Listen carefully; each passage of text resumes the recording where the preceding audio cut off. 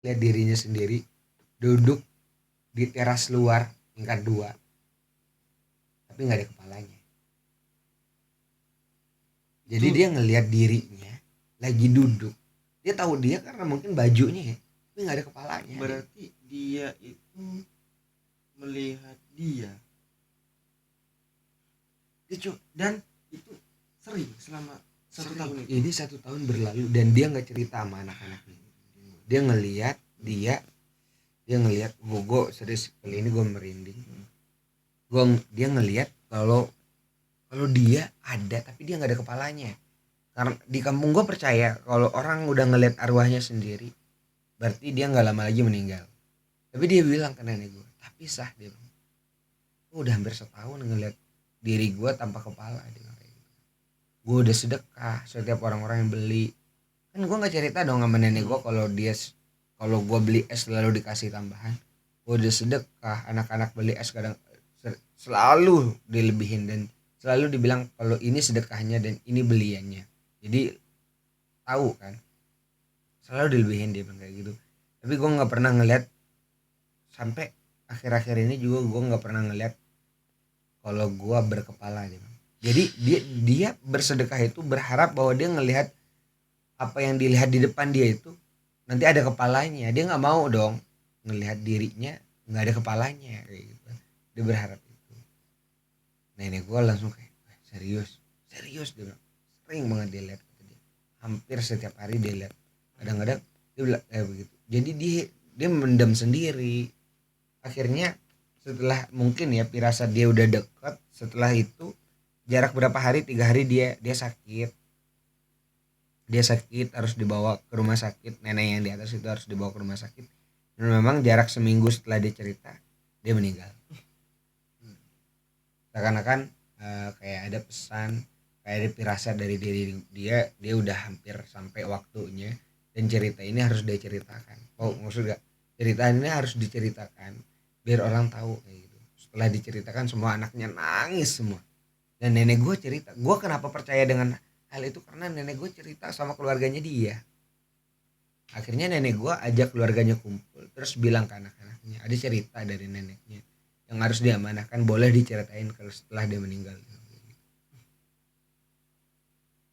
Akhirnya karena mungkin dulu itu kan di tempat gue banyak orang yang ke Malaysia jadi yang nunggu rumah orang-orang tua. Nah akhirnya sekarang rumah itu benar-benar difungsikan, ditunggu rame orang. Ya, setelah kejadian itulah mereka sedih karena mereka tahu mungkin itu orang tua mereka, nenek mereka yang ternyata nggak ada kepalanya.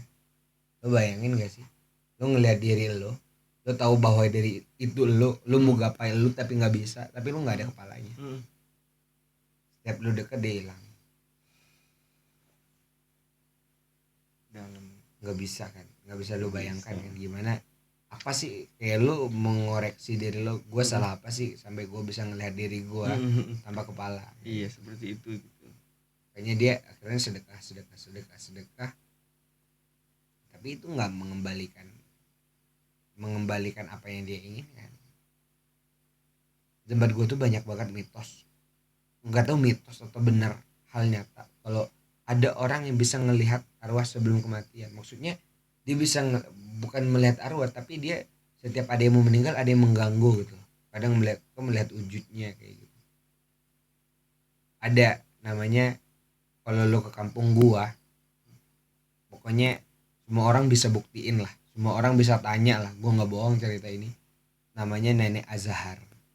Itu terkenal di kampung gua kalau dia bisa ngeliat arwah orang sebelum meninggal. Jadi kenapa dia nggak pernah mengaku tentang hal itu. Cuman lu bayangin orang tua nenek-nenek, kadang kita ketemu dia malam lari kenceng banget kayak lagi ngejar orang. Karena kayak gini, karena kalau dari cerita warga, orang yang bisa ngeliat itu diganggu. Maksudnya kalau mau tidur malam digelitikin. Jadi dia kayak ayo kejar gua kayak gitu. Jadi dia harus buang dulu sampai jauh baru lu bisa tidur nyenyak kayak gitu. Jadi dia nggak pernah bisa tidur nyenyak, dia nggak bisa pernah bisa enak tidurnya, karena kalau memang ada arwah kayak gitu akhirnya dia diganggu, dia harus ngejar kayak gitu, dia harus ngeladenin lah kayak apain sih, kayak mungkin dia melihat ya, kita nggak tahu apa yang dia kejar apa yang itu. Karena kan hal ini tuh kenapa semua orang desa tahu, karena kayak gua tiba-tiba gua ngelihat dia ada di di tempat pembuangan sampah, dia ngelihat ke pohon yang gede, lama dia berdiri, karena gua nggak ngedekatin dia lama terus. Pokoknya orang-orang desa apalagi anak-anak di kampung gua kalau udah ngelihat nenek Azhar itu bawa kayu atau apa, dia tiba-tiba berjalan tanpa nyapas kiri kanan kayak gitu, pasti orang-orang udah masuk ke rumah takut, karena percaya kalau dia lagi ngejar sesuatu.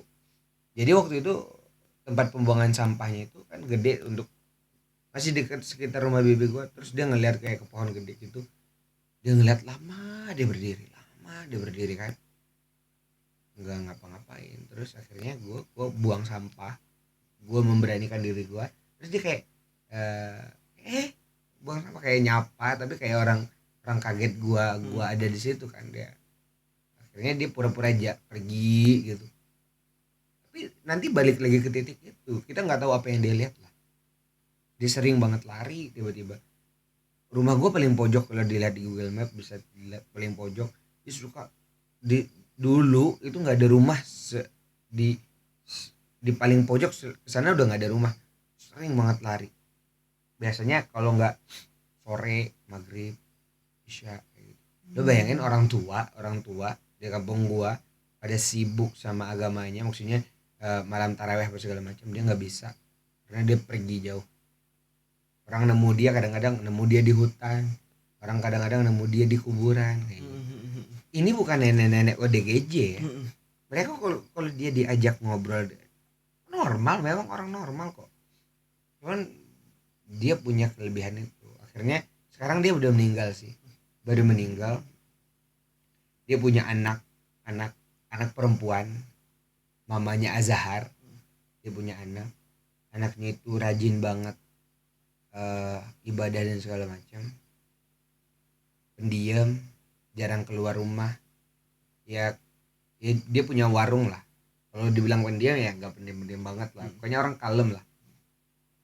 Lu bayangin setelah neneknya meninggal, sekarang anak ceweknya begitu. Lu bayangin, iya sekarang lu bayangin orang yang biasanya di rumah sekarang tiba-tiba maghrib keluar jalan kayak mamahnya, kayak nenek Azhar tadi, jalan sore-sore kalau ditanya mau kemana, nggak kemana-mana, cuman ke sana aja. Mau ke sana kemana, sana nggak ada rumah lagi kayak gitu. Orang kalem bro, orang yang paham agama, dia nggak suka keluar rumah, tiba-tiba jalan kaki tanpa suaminya. Berarti Nurun. ada beberapa kemungkinan sih Pak, sepengetahuan gue itu, kalau yang berkontinu gitu seperti itu mungkin karena ada di salah satu keluarganya itu yang memakai jasa jin begitu loh, Mungkin kontak dengan jin segala macam dan dijadikan sebagai tumbal, entah itu sampai 7 turun dan lain-lain sebagainya gitu loh kan. Atau mungkin ya emang keterjadian alam yang enggak dapat kita pahami, tapi kok bisa sampai sekontinu itu gitu loh kan, bahasanya kan itu kan janggal banget dan langka banget gitu kan. Ya mungkin kita emang minus banget kalau masalah beginian. iya, serius. Jadi emang Gua gitu. gue menceritakan hal itu, gua kenapa gue berani menceritakan hal itu, karena gue berani untuk divalidasi. Kalau mau memvalidasi itu, mau membuktikan cerita ini benar apa enggak, silakan datang ke tempat gue, dan orang kampung pasti tahu lah,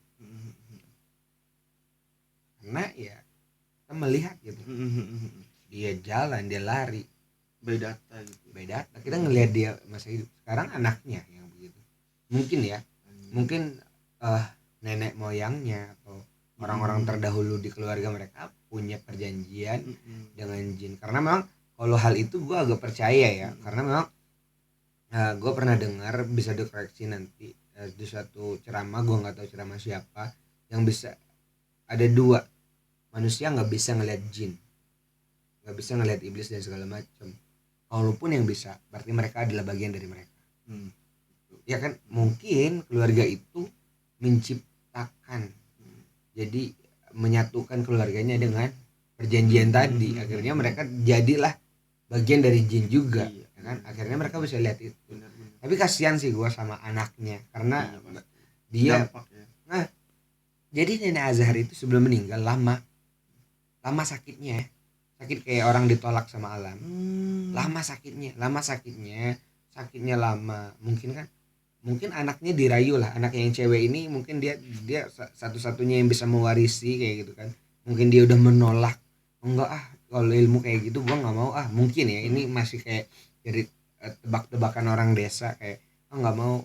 Tapi dia sebagai seorang anak ngelihat orang tuanya hampir meninggal gak jadi, tapi sakit-sakitan kayak gitu. Maksudnya sakitnya bukan sakit kayak normal yang bisa di medis kayak gitu kan.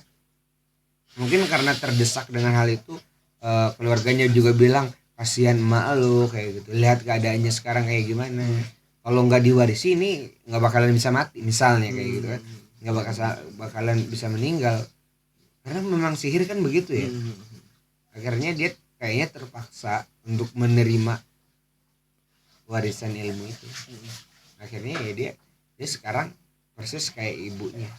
Lo bayangin orang, kenapa gue yakin, karena orang gue tahu dia kalem lah, ibu-ibu itu tiba-tiba dia bisa jalan.